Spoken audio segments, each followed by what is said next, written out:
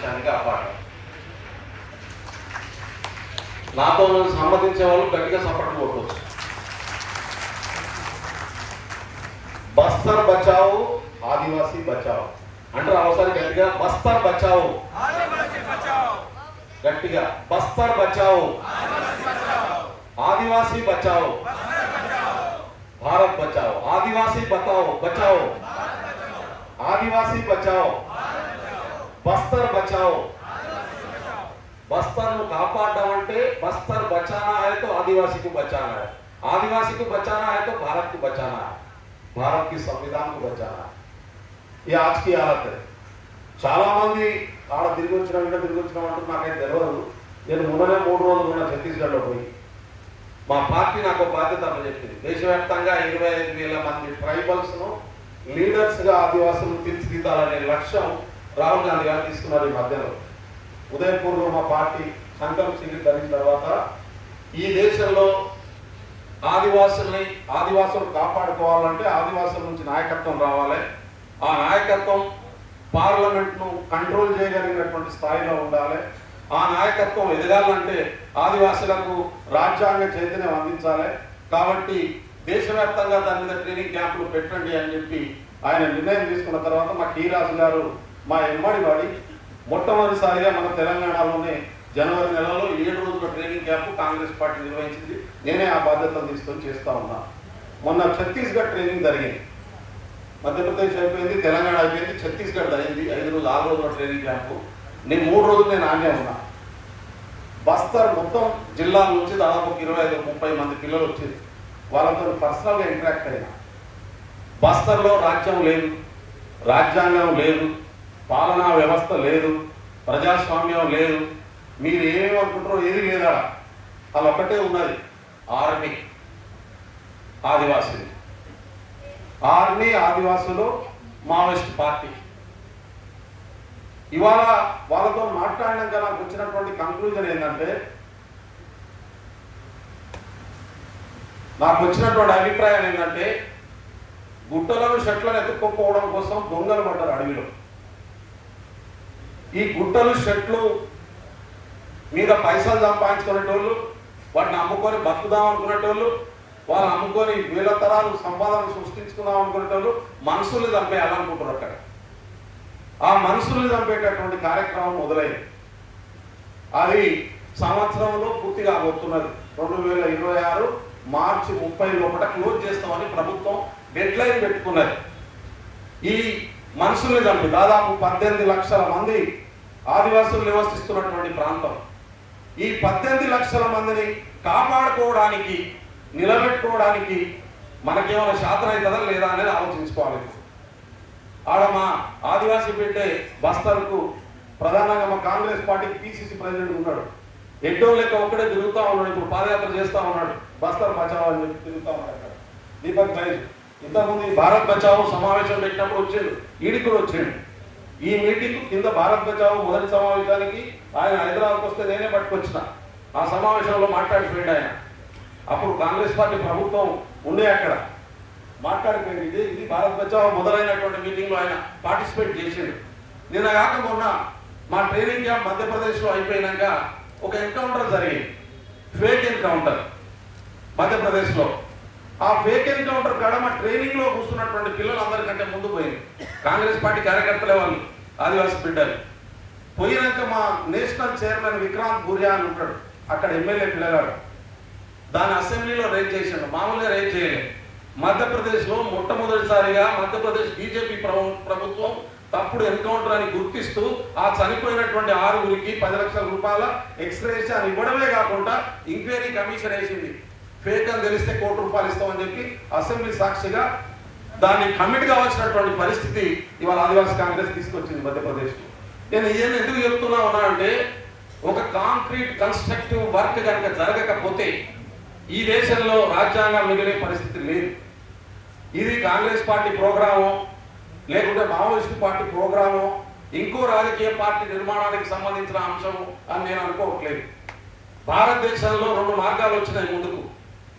ఒకటి, ఆధిపత్య వర్గాల ప్రయోజనాలు పెట్టుబడిదారి అగ్రకుల పెట్టుబడిదారి వర్గాల ప్రయోజనాల కోసమే పనిచేసేటటువంటి ఒక 5% కోసం పనిచేసే రాజకీయ నిర్మాణం. రెండో వైపు 95% దేశ ప్రజల్ని కాపాడుకునేటటువంటి భారత రాజ్యాంగం. ఈ రెండింటి మధ్యలో ఒక యుద్ధం జరుగుతుంది దేశంలో.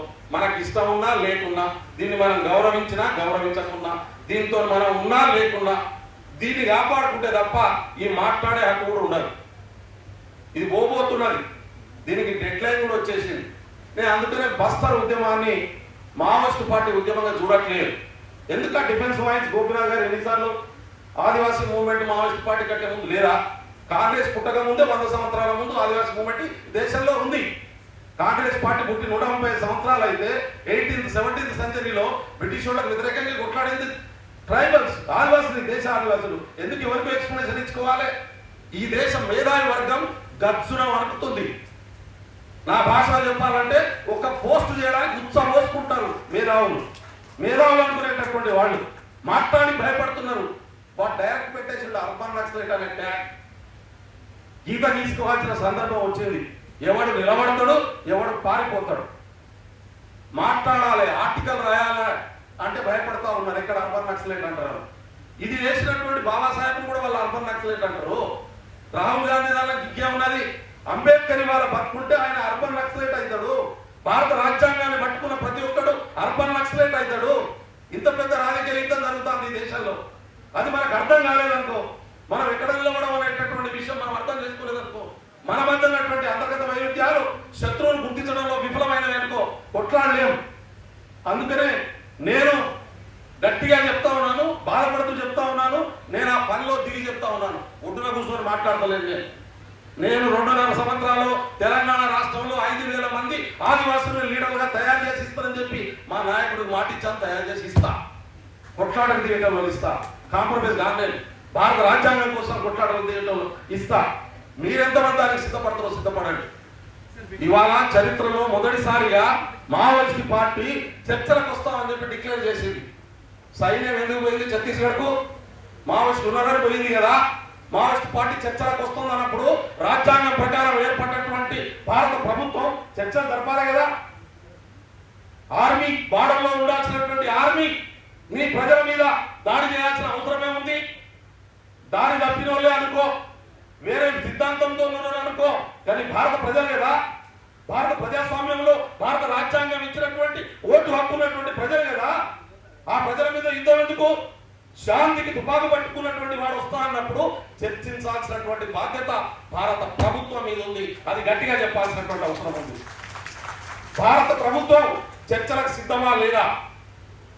భారత ప్రభుత్వం చర్చలు జరిపి ఆదివాసుల్ని కాపాడుతుందా లేదా? ఒక సిద్ధాంతానికి ఈ దేశ ఆర్మీకి జరుగుతున్నటువంటి యుద్ధంలో ట్రైబల్స్ ఆదివాసులు ఎందుకు చచ్చిపోవాలి? ఈ ఆదివాసుల్ని కాపాడే బాధ్యత భారత ప్రభుత్వానికి లేదా? ఇది ప్రశ్నించాలి. భారత ప్రభుత్వం నువ్వు చెట్ల పుట్లను దువ్వుకోవడం కోసం ఆదివాసుల్ని నక్సలైట్లుగా సాగి చూపించి చంపే ప్రోగ్రామ్ లో ఉంటావా? ఈ ఆదివాసుల్ని భారత రాజ్యాంగం ప్రకారం కాపాడి అక్కడ ఉన్నటువంటి సమస్యల్ని పరిష్కరించే విధానంలో పోతావా? ఇది గట్టిగా మాట్లాడాలి. భయపడొద్దు. నువ్వు మాట్లాడగానే కింద సోషల్ మీడియాలో ట్రోలింగ్ వస్తుంది. వీడు అర్బన్ నక్సలైట్, వీడు ఇంకోటి అని చెప్పి. అగో ఆ ట్రోలింగ్లకు భయపడి మన మేధావులంతా ఇక్కడి నుంచి ఢిల్లీ దాకా నోరు పూసుకొని కూర్చుంటున్నారు. ఎవరికి వాళ్ళే నా గత్యమవుతుందో అని చెప్పి భయపడతా ఉన్నారు. గౌరీలు అక్కేసిన తర్వాత ఇది తిరిగిపోయినటువంటి పరిస్థితులు. అందుకనే మిత్రులారా, మీరందరూ త్యాగ పురుషులు, మీరంతా మహానుభావులు, గొప్ప గొప్ప సిద్ధాంతాలు చదివినటువంటి వాళ్ళు. నాకు అది తెలియదు. నేను ప్రాక్టికల్ లైఫ్ని నమ్ముకుంటా, వాస్తవ జీవితం మీదనే ఉంటా. ఇవాళ ఈ దేశంలో సమానత్వానికి, ఆధిపత్యానికి, సమానత్వానికి, దోపిడీకి, ప్రజాస్వామ్యానికి, ఇవాళ నియంతృత్వానికి యుద్ధ వాతావరణం ఉంది. ప్రజాస్వామ్యాన్ని కోరుకునేటటువంటి వాళ్ళలో రకరకాల సిద్ధాంతాలు ఉండొచ్చు, రకరకాల రాజకీయ నిర్మాణాలు ఉండొచ్చు. కానీ ప్రజాస్వామ్యాన్ని కోరుకుంటున్నావా లేదా అనేటటువంటిది ఒక బేసిక్ పారామీటర్ కావాల్సినటువంటి అవసరం ఉంది. రాజ్యాంగం పట్ల నమ్మకం ఉండొచ్చు, నమ్మకం లేకపోవచ్చు. కానీ రాజ్యాంగంలో ఉన్నటువంటి విలువల వల్ల సమాజం నిలబడుతుంది అనేటటువంటి భావన ఉన్నవాళ్ళు ఒకవైపు, ఈ రాజ్యాంగాన్ని ఎప్పుడు తగలబెడదామని చూస్తున్న వాళ్ళు ఒకవైపు. రాజ్యాంగం వెలుగులో ప్రభుత్వం వచ్చింది, కానీ ఈ రాజ్యాంగాన్ని తగలబెడదామని చూస్తున్నారు. విపరీతమైనటువంటి ద్వేషం. బీజేపీ ఆర్ఎస్ఎస్ కు ఈ భారత రాజ్యాంగం ఇష్టం లేదు, రావడం వచ్చింది, ఇవాళ యాక్సెప్ట్ చేయట్లేదు. దాన్ని తగలబెట్టడం కోసం, దాన్ని లేకుండా చేయడం కోసం కుట్ర చేస్తున్నటువంటి వాళ్ళు ఈ రాజ్యాంగం ఇచ్చిన ఓటు హక్కుతోని అధికారంలోకి వచ్చినటువంటి పరిస్థితి ఉంది. అందుకనే మనం ఒక విశాలమైనటువంటి మాస్ బేస్డ్ ప్రజా ఉద్యమంలో ఈ దేశ ప్రజల్ని తీసుకెళ్లకుండా ఈ సమస్యను పరిష్కరించలేము. ఇది ఎవరికి వాళ్ళు కూరుకోవాల్సినటువంటి అవసరం ఉంది, ఎవరికి వారు మాట్లాడాల్సినటువంటి అవసరం ఉంది, ఎవరికి వారు బయటికి రావాల్సినటువంటి అవసరం ఉంది. ఇది ఒక్కటే పరిష్కారం. అందుకనే ఇక్కడ ఒక గొప్ప అవకాశం వచ్చింది మనందరికీ. ఏ పార్టీ అయితే తుపాకులు పట్టుకొని ఈ రాజ్యాంగాన్ని గుర్తించాలని చెప్పి పోరాడుతున్నటువంటి పార్టీ ఆదివాసీల ప్రయోజనాల కోసం చర్చకు రావడానికి సిద్ధంగా ఉంది, ప్రకటించింది. ఇవాళ మనం ఈ రాజ్యాంగం వెలుగులో అధికారంలోకి వచ్చిన ప్రభుత్వాన్ని ప్రశ్నించాల్సినటువంటి అవసరం ఉంది. ఈ దేశ ప్రజల్ని కాపాడుతామని రాజ్యాంగం మీద వాగ్దానం చేసిన వాళ్ళను నిలదీయాల్సినటువంటి అవసరం ఉంది. ఇది ఇవాళ పౌర సమాజం యొక్క బాధ్యత, ఇవాళ ప్రజాస్వామ్యాన్ని కోరుకునే వాళ్ళ బాధ్యత, ఇవాళ రాజ్యాంగాన్ని గౌరవించే వాళ్ళ బాధ్యత. వాళ్ళు ఏ రాజకీయ నిర్మాణంలో ఉన్నా అటువైపుగా ఈ ప్రజా సమూహాన్ని తీర్చిదిద్దేటటువంటి బాధ్యతను మేధావులు, బుద్ధిజీవులు, కవులు, కళాకారులు అందరం తీసుకోవాల్సినటువంటి అవసరం ఉందని చెప్పి నేను కోరుకుంటా ఉన్నాను. అందుకనే పొద్దుటి నుంచి రేపటి నుంచి నాకు వరంగల్ జిల్లా ట్రైనింగ్ క్లాసులు స్టార్ట్ అవుతున్నాయి. విపరీతమైన ఒత్తిడి ఉన్నది. ఎందుకు కూర్చున్నానంటే ఇదే మాట చెప్పిపోదామని కూర్చున్నా. 3 రోజులు ఆదివాసీ ట్రైనింగ్ క్లాసులు పెట్టుకున్నాం మేము. అందుకనే చెప్తా ఉన్నాను మిత్రులారా. కాబట్టి ఎక్కడికక్కడ మాట్లాడి, ఎక్కడికక్కడ చర్చించి ఒక విశాలమైనటువంటి ఈ చర్చలకు పునాది ఏర్పాటు చేసి బస్తర్లో ఉన్నటువంటి ఆదివాసుల్ని కాపాడుదాం. తద్వారా భారత ఆదివాసుల్ని కాపాడుకుందామని చెప్పి తెలియజేసుకుంటూ ముగిస్తా ఉన్నాను.